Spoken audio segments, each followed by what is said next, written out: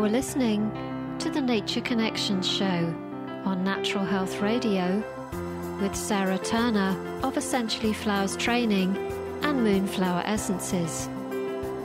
Your weekly connection direct to the heart of nature.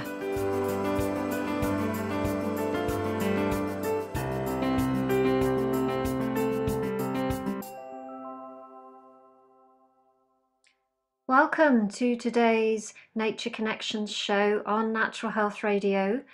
My name is Sara Turner, and as always, I'd like to introduce myself to you. I'm a flower essence practitioner and trainer. My passion is sharing with people the huge potential that the nature kingdom has to help us all find our true selves, overcome the challenges that we have in life, and really live each day to its fullest, find joy, and do what we're here to do on this planet, and using the gifts of nature to help us along the way. So each week on the Nature Connections show, I interview somebody who works with the nature kingdom and share with you the gifts that they have to offer, always hoping that this will open places inside of you to enable you to take your true self forward. So today is no exception. I'm going to be talking to flower essence practitioner, psychotherapist, and creator of the Spirit of Makasutu flower essences, Sheila Hicks Balgbbin. Welcome to today's Nature Connections show. You're listening to Natural Health Radio. My guest today is Sheila Hicks Balgbbin. Sheila is a lady from my heart, a flower essence practitioner and a psychotherapist, and also the creator of the Spirit of Makasutu essences. Sheila specializes in stress management, addiction, bereavement, and multicultural issues. Welcome to Nature Connections show, Sheila. Thank you very much for having me. You're very welcome. So I'm always really delighted to talk to people and help share the world of flower essences and how many of us there are actually who do this work. Yes, it's quite surprising.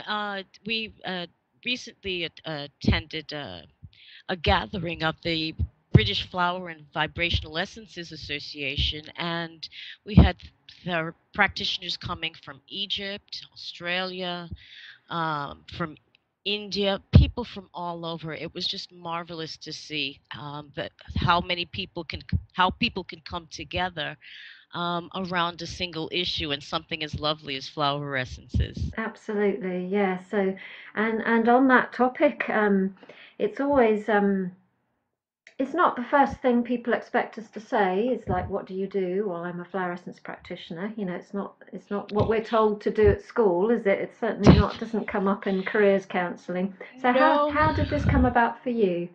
Well, it was about returning to my first love, to be honest, Sarah. I had always been fascinated with the natural world, from growing morning glories on our fire escape with my mother in New York City, to chasing butterflies in city parks, which you could do back then, not so much now. And I was a banker for nearly 20 years, and but that wasn't where my passion lie. And it wasn't until years later, after the death of my first husband, that I came back to my love of nature and working with flowers in particular. And it's become your world now, hasn't it? It most certainly has. And it's something that I've become more and more certain that it's the world I belong in, because it's not just only a lovely way of making a living, but it's also a way of reaching out to people in a language that everyone can understand. Yeah. Definitely. Now, when we were having a chat before we started actually recording the show today, you shared with me that because at the beginning I said Sheila's a flower essence practitioner and a psychotherapist, and you were very keen for the flower essence practitioner part of you to lead. Now, I really liked that because psychotherapy is something that's if you like, more well known, is more mainstream. So, can you talk to us a little bit about how your flower essence self leads your way forward? Well, interestingly enough, the psychotherapy and the flower essences aren't mutually exclusive. My training as a psychotherapist was unusual in that it incorporated complementary therapies, in my case, flower essences, as part of the healing modality, looking at a person in their entirety, body, mind, and spirit. My training from the get-go was a bit unusual in that respect. So I had always expected the flower essences to be the leading light, if you will, of my work. I got a little bit confused over the last couple of years in terms of which was to take the precedence, but now I'm absolutely sure that it's the flower essences that lead and guide my work. And for anybody listening who's maybe not that familiar with flower essences, can you talk to us a little bit about how the flower essences and psychotherapy do work together? Well, there are different ways, of course, that you can use the flower essences, but how I use them as adjuncts, as tools, among other tools that I may use is as I practice various therapies to help the client to perhaps move past blockages, perhaps to ease the pains that may come from discoveries about oneself, to give emotional support, in other words, to so that when I'm not meeting with a client, for example, they have a tool that they can use to help ease the ups and downs of self-discovery. Mm. And that's so important, isn't it? Is to have that support between sessions. It's vital, especially for perhaps people who may be in a very vulnerable place, as people are when they come for counseling at any time. For example, for bereavement, Mm. feelings of extremely raw, and I've experienced this in my own life. So, and I know how important it can be to have all the kinds of support, physical and non-physical, that there are available to bring to bear. Mm. Yeah, it is really, really important. So, um, and I would imagine as well, I mean, I know the answer to this, but I'd just like to ask you anyway. I am thinking that people move through their healing processes much, much faster when accompanied with flower essences. Yes, that's very true because as Tony Wolff, who was a protege of Carl Jung, once said, if the body isn't engaged in the process, you could have therapy for years and nothing will ever shift. It's not just the mind that needs to get it; it's the body and the spirit that needs to get it. And because I believe essences tap into our emotional lives and spiritual lives quite easily, um, it helps the emotional landscape to shift, and then the conscious mind gets it and goes, ah, now I understand. But sometimes you have to well, most times I think you have to bypass the logical, rational mind and get directly into at the emotional level Yeah. in order for to start the process of change. Yes, yes. And that makes so much sense, doesn't it? It does become a very whole body process. Yes. Um, so we mentioned at the beginning your specialities, which I'm hearing come very much from your own life experience as well, and certainly reading about you, you have a lot of you've worked with a lot of people around stress management, and that is one of your passions. Can you talk to us a little bit about how you work with stress Well, and first maybe also the dangers of stress? Well, it's as many reports have made the point that up to 80%, and I think perhaps 100% of the illnesses that make us ill and kill us are related to stress. I mean, you think about it: heart attacks, strokes, heart disease, um, all kinds of things, ulcers, mental breakdown, emotional breakdown are due to stress. I mean, stress is not necessarily a bad thing. We need even a little bit of stress just not to be blobs of jelly unable to move. So, just the tension in the muscles to keep us upright is required. It's when it becomes excessive and constant and the body can't find ways to dissipate that energy that it turns inward and can crystallize into physical or emotional illness. Um, in terms of how I would address the stress, it's about, first of all, taking again a holistic approach to the matter. What what are the stressors, known or unknown? um, what options are there to be able to address that stress? And it's not about making huge great changes. It's about, as I say, cutting up the elephant in the room into small chunks and digesting it one bite at a time. Yeah. And it's about making small changes that over time can generate hopefully a sense of well-being. So finding ways to reduce the stress, and also ways of shifting the perspective that you have about the stresses in your life is very important. Mm. So if someone were to come and see you who's stressed, and that's probably the whole of the UK could turn up. Yes. And obviously we have varying degrees of, and we all have our own filters of how we experience stress in our bodies. How would you use flower essences alongside your psychotherapy? Maybe you could talk us through a little bit how that might work in a very practical way. Okay. Well, um, one of the things, of course, whether you're a flower essence practitioner or a psychotherapist, you will take time to sit down and listen to what the person in front of you is saying. What I do as a psychotherapist is that additional depth of looking at the stressors in a more clinical way to discover, um, not only in a clinical sense what's going on, but also in what the underlying emotional landscape is. For example, someone comes and says, "Oh, I'm extremely stressed." Well, what's going on in your life? Um, is it work? Did your dog die? Did you have a fight with a partner? Have you lost a partner? What exactly are these stressors that you can identify?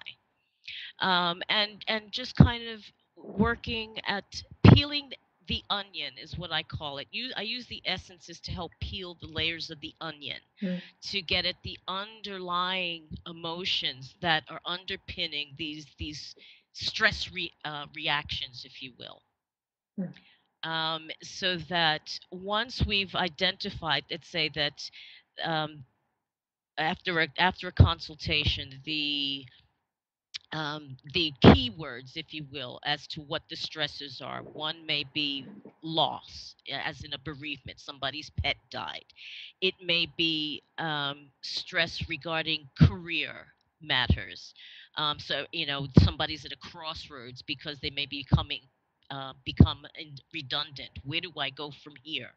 So it's identifying discrete uh, bits of what the stressors are, and identifying them, and then using the essences based on those particular emotions that come up. I mean, maybe there's grief over losing a job, or maybe there's anger over a, a relationship with a boss or partner, and using essences that can help work through those particular emotions. I mean, it's kind of difficult because every client is different. So, what works for one client will not necessarily be appropriate for another.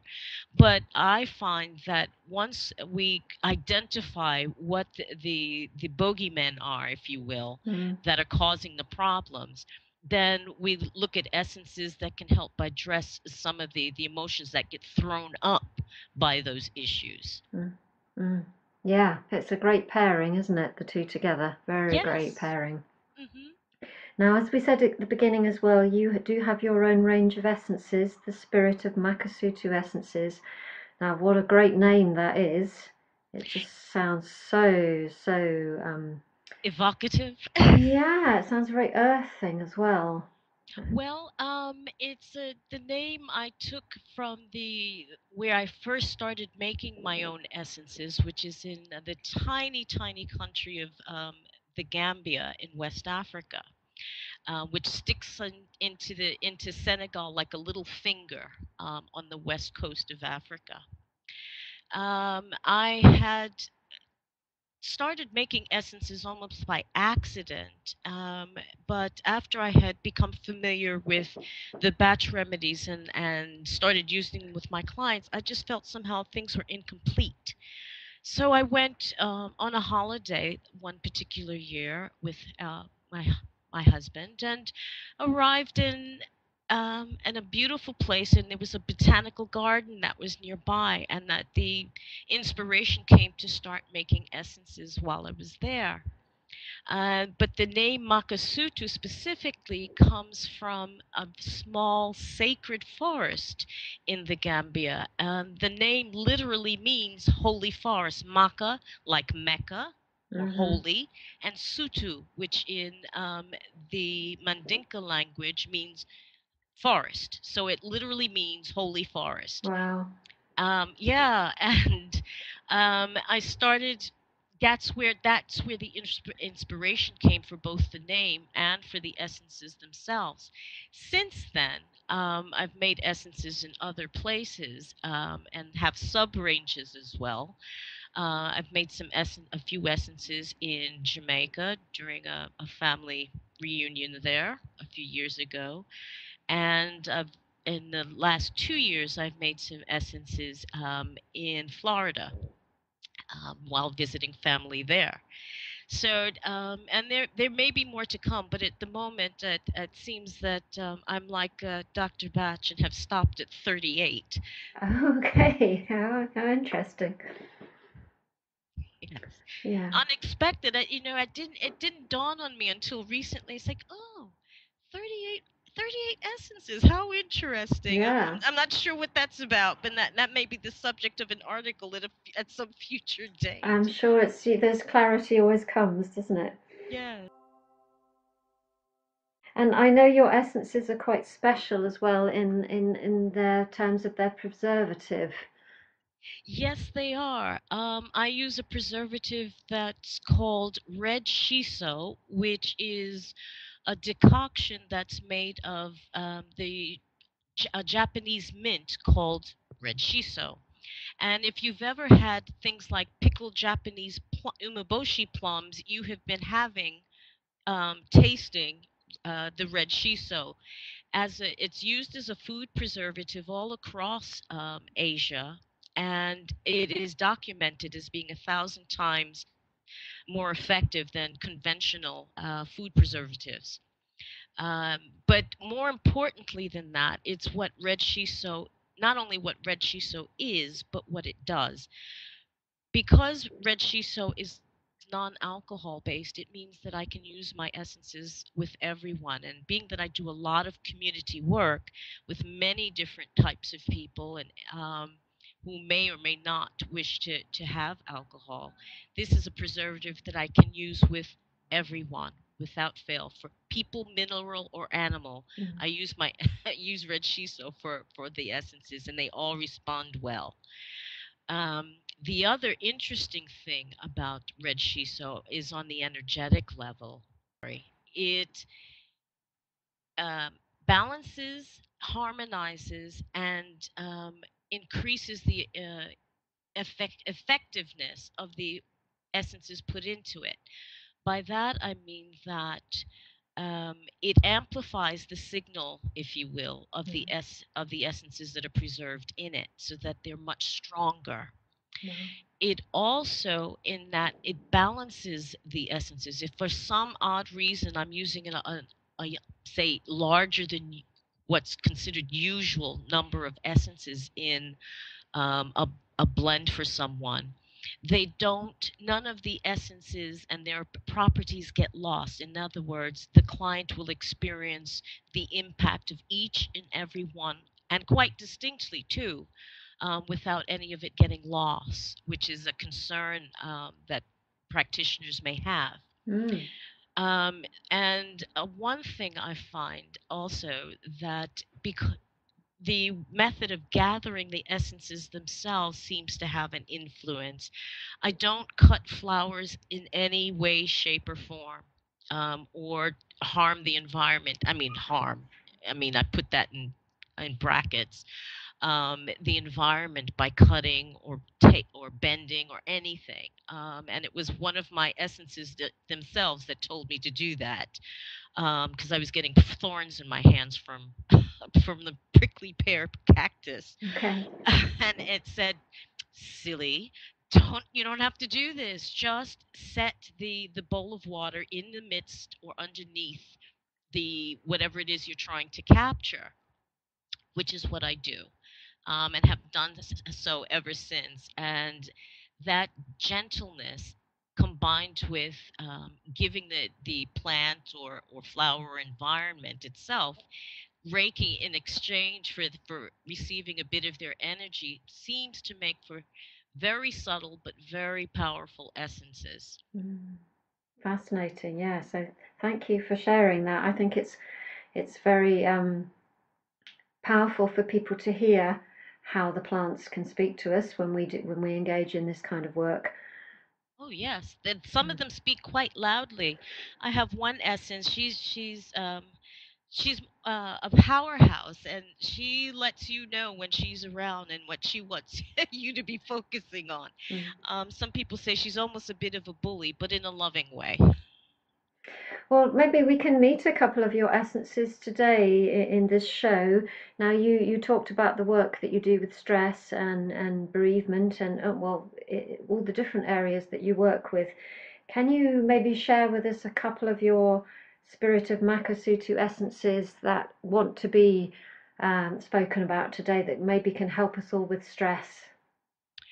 Well, yeah. I can think of one good thing. Let's say, particularly stress because of um, differences of opinion, shall we say, with a boss or colleague, and you're always a bit stressed because you're literally biting your tongue not to say what you really want to say. Mm. I would suggest perhaps an essence like prickly pear, which I mentioned a few moments ago, which is an essence that resonates very strongly with me because of its particular properties. It's for people who are impatient, and I resemble that remark. I put my hand up. But it's also for when there's a strain in communication, or perhaps someone finds it difficult to stand their ground, say with a bullying colleague or boss or something. It helps us not only to react in prickly ways, but helps us to smooth over our communication with others so that you can stand your ground and be firm, but without it boiling over into something a bit more unpleasant. How interesting.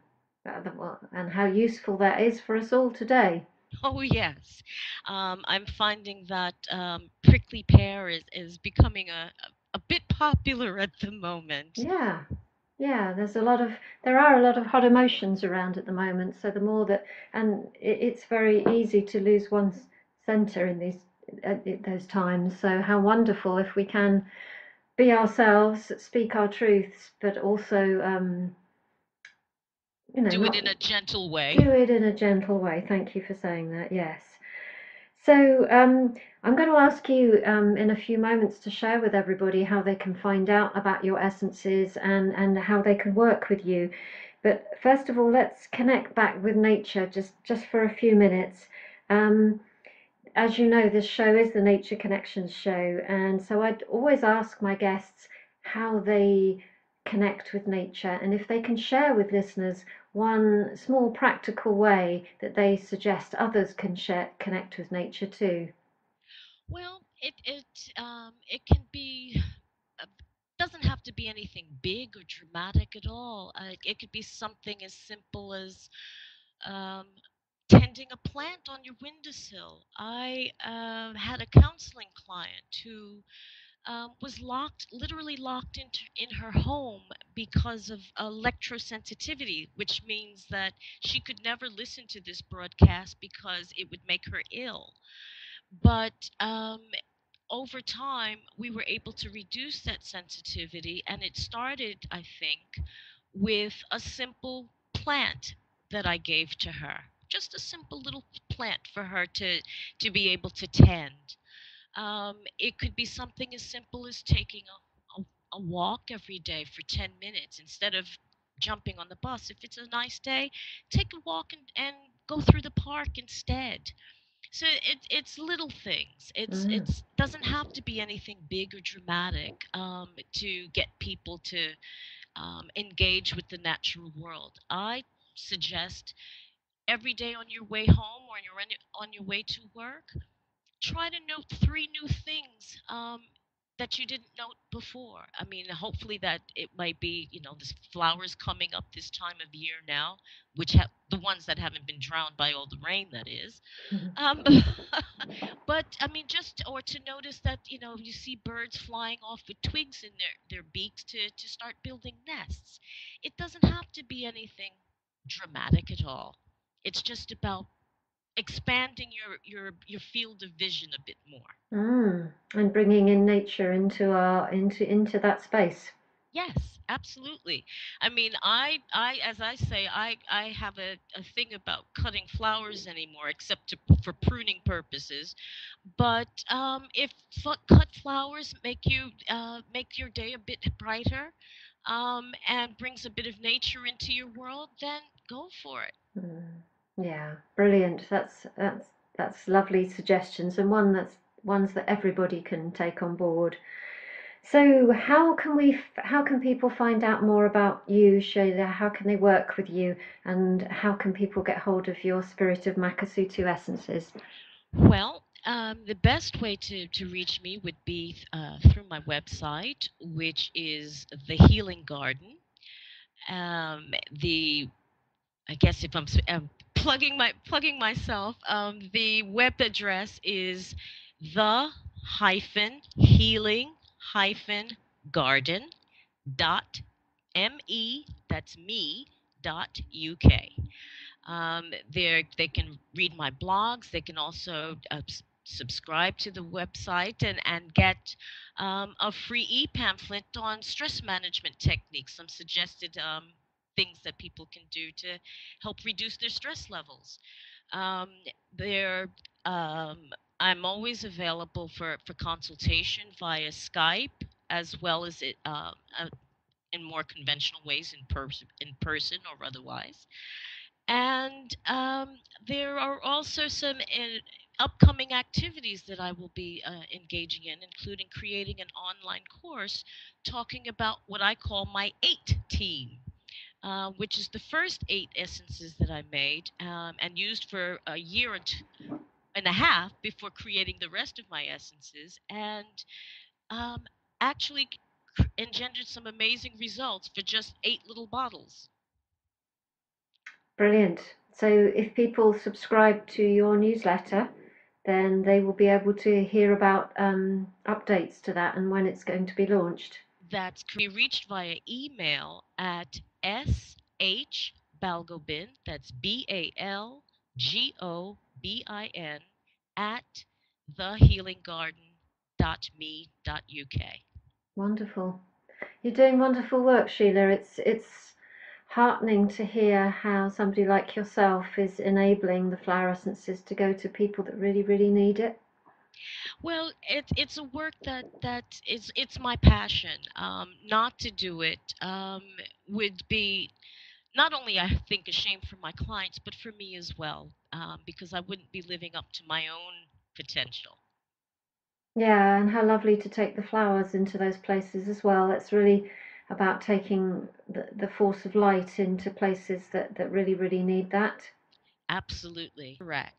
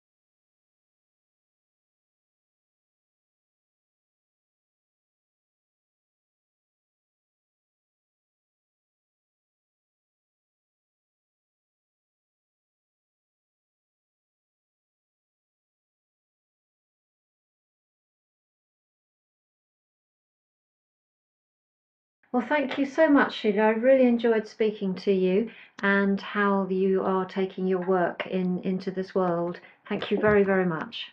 Thank you very much. It's been a pleasure talking with you. You're listening to the Nature Connections show on Natural Health Radio with Sara Turner of Essentially Flowers Training and Moonflower Essences. Your weekly connection direct to the heart of nature.